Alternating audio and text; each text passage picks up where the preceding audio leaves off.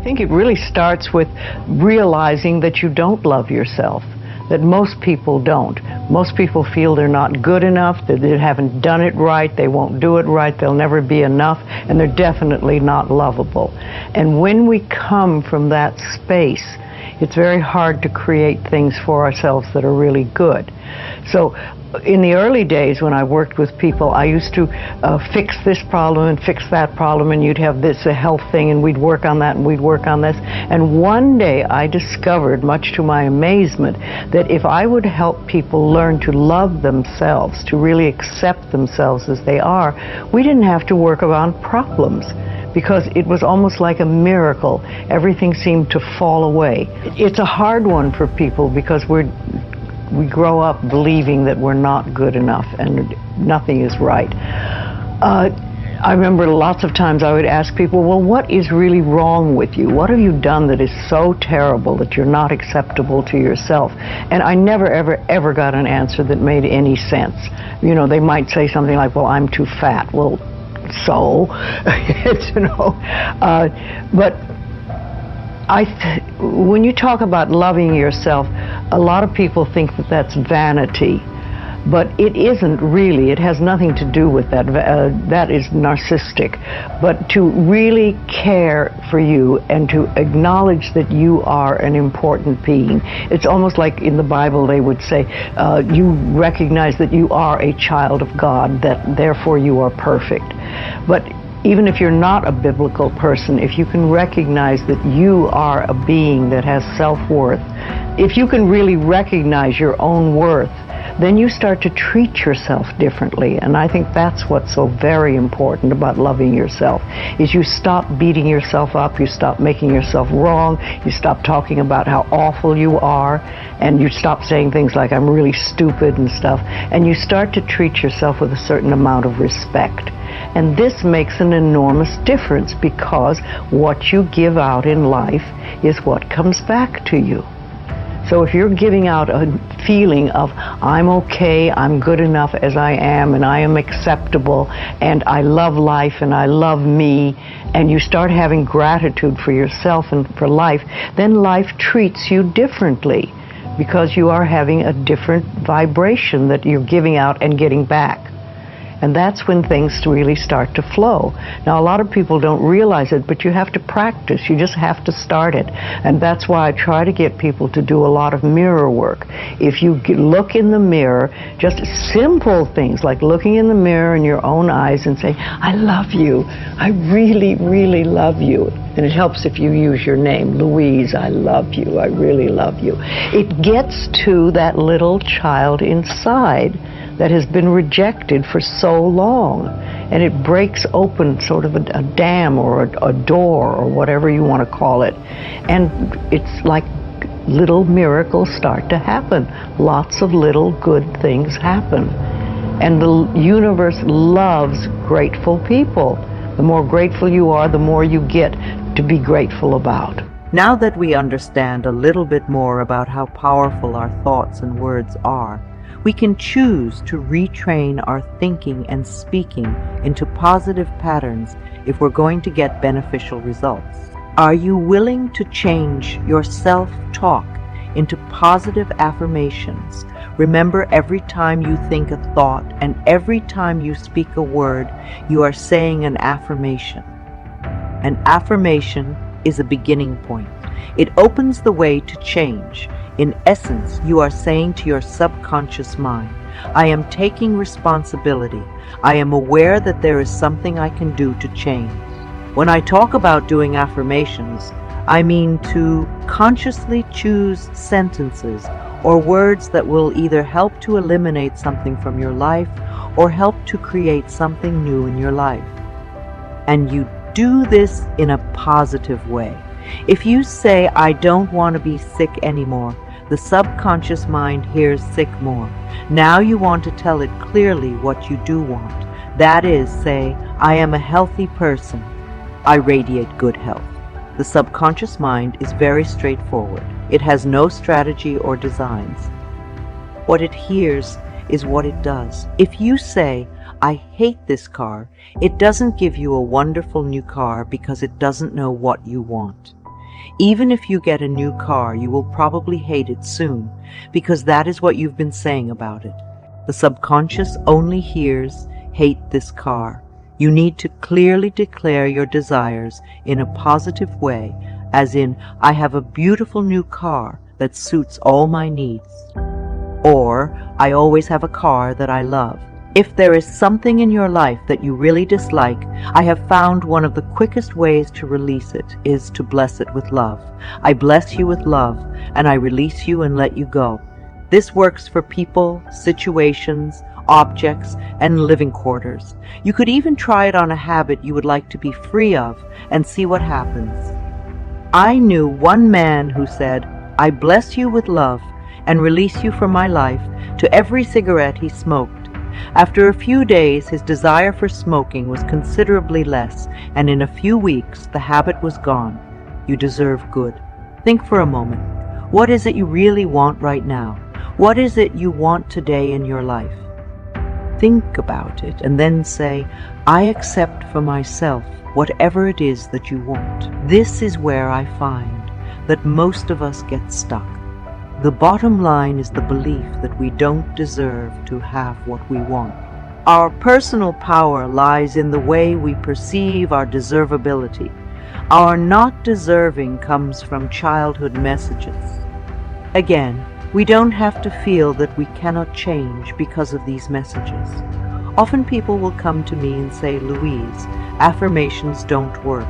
It really has nothing to do with affirmations. It is the fact that we don't believe we deserve the good. The way to find out if you believe that you deserve something is to say an affirmation and notice the thoughts that come up as you say it. Then write them down, because when you see these thoughts on paper, they will be very clear to you. The only thing that keeps you from deserving or loving yourself or whatever is someone else's belief or opinion that you have accepted as truth. When we don't believe that we deserve good, we will knock the pinnings out from under ourselves, which we can do in a variety of ways. We can create chaos, we can lose things, we can hurt ourselves, or have physical problems like falling, or have accidents. We want to start believing that we deserve all the good that life has to offer. In order to reprogram the false or negative belief, what would be the first thought that you would need to begin to create this new whatever in your life? What would be the building block or the foundation that you would need to stand on? What would be the sort of thing that you would need to know for yourself to believe, to accept? Some good thoughts to start with could be, "I am worthwhile. I am deserving. I love myself. I allow myself to be fulfilled," etc. These concepts form the very basis of beliefs on which you can build. Do your affirmations on top of these building blocks to create what you want. To begin with, you start by doing what we call doing affirmations, and that is making positive statements about your life that are positive, and you do them deliberately. You might do them in the morning, you might do them at noon, you might do them at night, you might do them, twice a day or whatever. But you do this and you let this become a habit. And as you start to do them, things will begin to change, maybe on a very small level. I call it getting the green lights in the parking places. I mean, they're not huge things in your life, but it can be very nice when you get 3 green lights in a row and you're in a hurry. Doing an affirmation is either writing it down, writing it on the wall or the mirror, or using just saying it. What I like people to do is to stand in front of a mirror and do their affirmations, because there's something very powerful about looking in your own eyes and accepting yourself, or noticing that you reject yourself when you're saying something positive about yourself. So that would be a very beginning way to start. Say in the morning, you get up in the morning, you go to the mirror, and this is a big one and it's hard for lots of people, but you look in the mirror and say, "I love you. I really, really love you." And to begin with, that can be so hard for people because they think of all the things that they think are wrong with them. But if you can start your day saying that, It's very powerful. Remember, I'd like to think the universe is listening to everything you say and everything you think and saying, okay, you can get that. So then it starts to bring you in and bring things into you. And I know this sounds far-fetched, but it's amazing how it works. If you do a good general positive statement for yourself, the universe will figure out how to manifest that, how to bring that about in your life. So things could happen that you wouldn't expect at all, but they will happen. If you think of doing your positive affirmations is like planting a seed in the ground. It's not necessarily true at the moment, but it is something you want to have be true. So you put the seed in, and you plant a seed and you expect it to grow. Or you maybe plant 3 seeds just in case. You expect them to grow. And you don't wait 2 days and then dig in the earth and say, what's happening, what's happening? You expect that thing to grow because you know there's a law and a process. And the seed will grow if it is in the right soil and it has the right amount of moisture. Making it really a habit and doing it every day, doing something every morning when you wake up, that's a really good time. And another good time is when you go to sleep at night. If you still have a habit that you haven't released, ask yourself how it serves you. What do you get out of it? If you can't get an answer, ask in a different way. If I no longer had this habit, what would happen? Very often the answer is, my life would be better. So it comes back to the fact that we believe we don't deserve a better life in some way. Ordering from the cosmic kitchen. When you first say an affirmation, it may not seem true. But remember, affirmations are like planting seeds in the ground. When you put a seed in the ground, you don't get a full-grown plant the next day. We need to be patient during the growing season. As you continue to say the affirmation, either you will be ready to release whatever you don't want, and the affirmation will become true, or it will open a new avenue to you, or you may get a brilliant brainstorm. Or a friend may call you and say, have you tried this? You will be led to the next step that will help you. Keep your affirmations in the present tense. You can sing them and make a jingle out of them so that they repeat over and over in your head. Remember that you cannot affect a specific person's actions with your affirmations. To affirm that John is now in love with me is a form of manipulation, and it is trying to have control over another person's life. It will usually have a boomerang effect on you. You will become very unhappy when you don't get what you want. You can say, I am now loved by a wonderful man who is, and list the qualities that you want in the relationship. That way you allow the power within you to bring to you the perfect person to fill that bill, who may possibly be John. You don't know what another person's spiritual lesson is, and you don't have a right to interfere in their life process. You certainly wouldn't want someone else doing it to you. If someone is ill, bless them and send them love and peace, but don't demand that they get well. I like to think of doing affirmations as placing our order in the cosmic kitchen. If you go to a restaurant and the waiter or waitress comes and takes your order, you don't follow them into the kitchen to see if the chef got the order or how he's going to prepare the food. You sit and drink water or coffee or tea, or you talk to your friend and maybe eat your roll.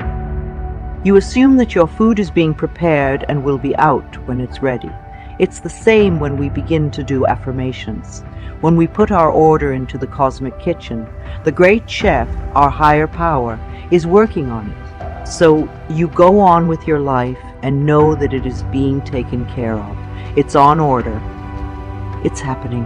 Now, if the food comes out and it isn't exactly what you ordered, and if you have self-esteem, you will send it back. If not, you will eat it. You also have a right to do that with the cosmic kitchen. If you don't get exactly what you want, you can say, no, that's not quite it. This is what I want. Perhaps you weren't clear in your ordering. The idea here too is to let go.